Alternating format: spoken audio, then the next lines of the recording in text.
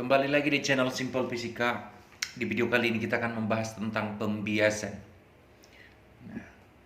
Yaitu artinya terlebih dahulu. Pembiasan ini adalah pembelokan sinar karena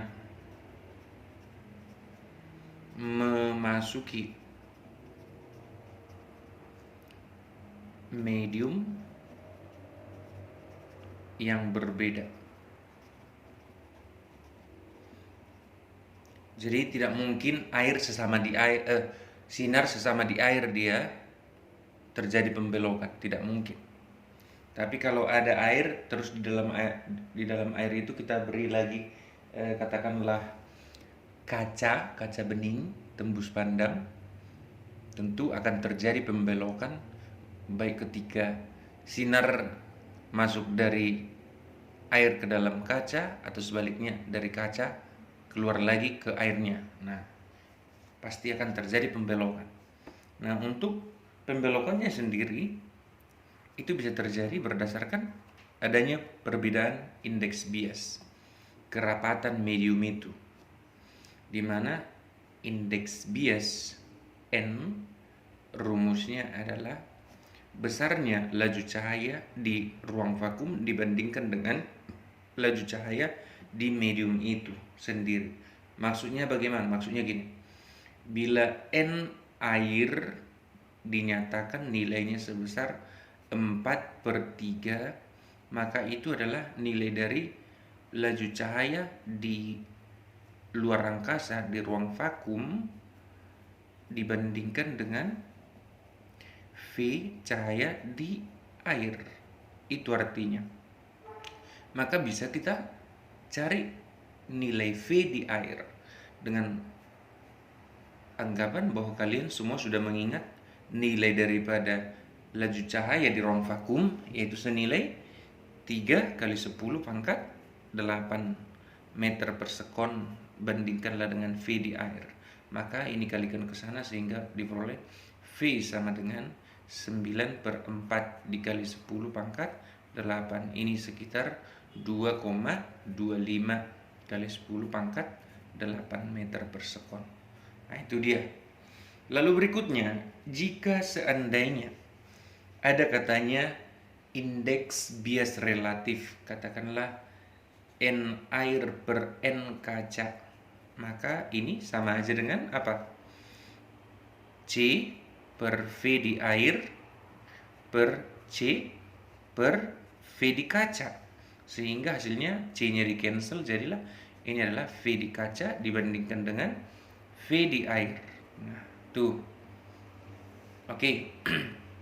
Ada hal atau poin yang perlu saya sampaikan di sini, di mana ketika terjadi pembiasan cahaya, maka frekuensi tetap walau lambda dan V berubah saat memasuki medium berbeda. Nah, itu dia. Maka tinggal kita tuliskan bahwa dengan menggunakan rumus V, katakanlah V kaca per V air, bisa kita ganti V kaca per V air sama aja dengan, karena frekuensinya sama, sehingga bisa kita gantikan jadi lambda panjang gelombang cahaya itu ketika di kaca bandingkan dengan panjang gelombangnya ketika di air. Nah, ini bisa lagi kita hubungkan ke hukumnya Snellius yang mengatakan bahwa seperti ini nanti pembiasan itu. Misalkan ini adalah bidang batas antara di atas sini udara misalnya, lalu di bawah ini air. Pertanyaan saya adalah, udara dengan air siapa lebih besar kerapatannya, siapa lebih rapat? Tentu air. Nah, Kalau begitu bisa nanti kita buat ini dulu garis normal. Garis normal adalah garis hayal yang tegak lurus terhadap permukaan. Nah, itu garis normal. Seandainya datang sinar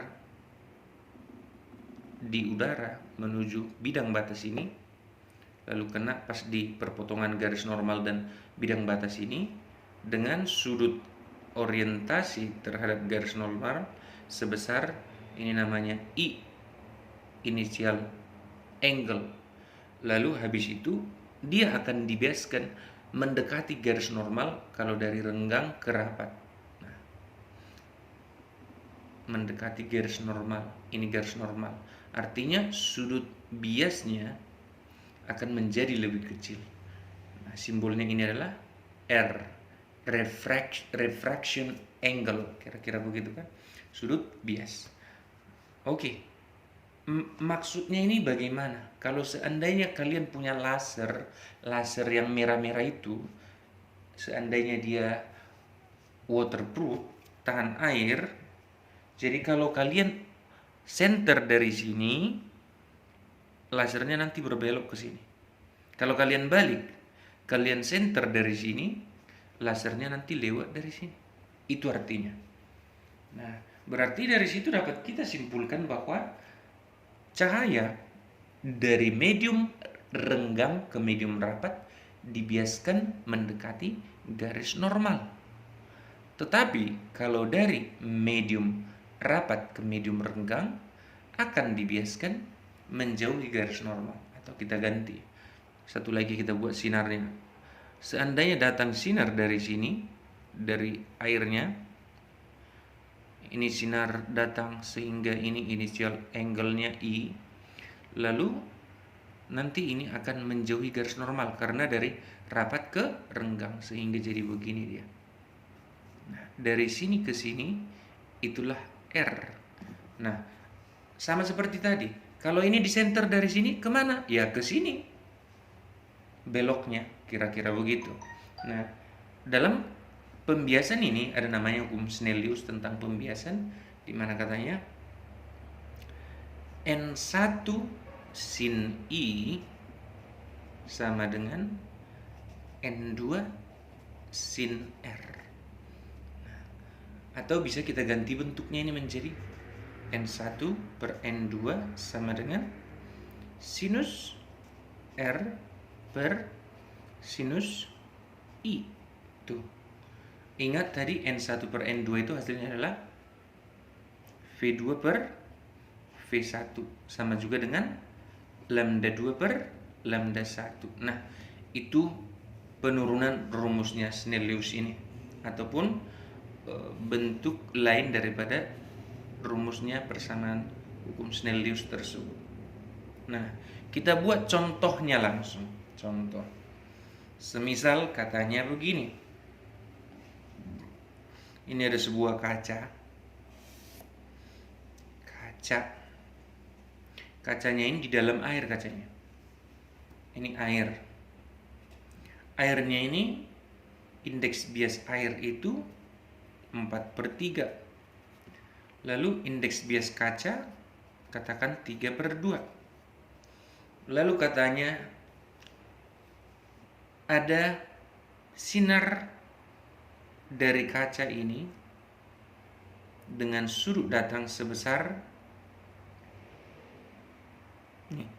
sudut datang sebesar katakan 37 derajat. Nah, biar enak. 37 derajat. Lalu ditanya. Ingat, sudutnya ukur ke garis normal. Lalu ditanyakan nanti, berapakah sudut biasnya? Nah, misalnya dia berbelok ke sini. Inilah R-nya. Ditanya R. Maka gunakan hukum Snellius tadi. Yaitu sinarnya kan datangnya dari kaca. Maka N kaca dikali dengan sinus 37 derajat harus sama dengan N air dikali sinus R. Nah, tuh masukkanlah N kaca, nilainya tadi 3/2 dikali dengan sinusnya ini adalah 3/2. 5. Harus sama dengan N air tadi adalah 4/3 dikali sinus R. Nah, kalau begitu berapa kira-kira ini? Hasilnya adalah 27/40. Itulah sinus daripada R. Maka kalau begitu ternyata R-nya itu sebesar arcus sinus daripada 27/40. Berapa kira-kira sudut yang sinusnya sebesar 27/40? Ya segitulah sudutnya. Jadi kalau kalian arcus sinuskan nanti ini sekitar 0,7. Ini pakainya gini, 27/40 itu anggap 28/40 dulu pendekatan, berarti itu sama-sama dibagi 4 sekitar 7/10 alias 0,7. 0,7 itu setengah dari 1,4, berarti 1,4 itu akar 2. Nah, sekitar 45 derajat lah nanti ini. Nggak nyampe 45, mungkin sekitar 43 atau 40 gitulah. Nah, segitulah sudutnya ini. Itu. Oke, nanti untuk pembiasan cukup sampai di sini dulu. Kalau kalian butuh lagi lebih detail, boleh kalian komen di kolom komentar. Nah, kalau kalian butuh nanti akan saya buatkan videonya, kira-kira begitu, supaya lebih jelas dan terperinci secara menyeluruh. Nah, itu dia. Oke, sekali lagi terima kasih sudah menonton. Jangan lupa like, komen, dan share ke teman-teman kalian supaya semakin banyak orang yang mendapatkan manfaat dari video ini. Sampai ketemu di video selanjutnya.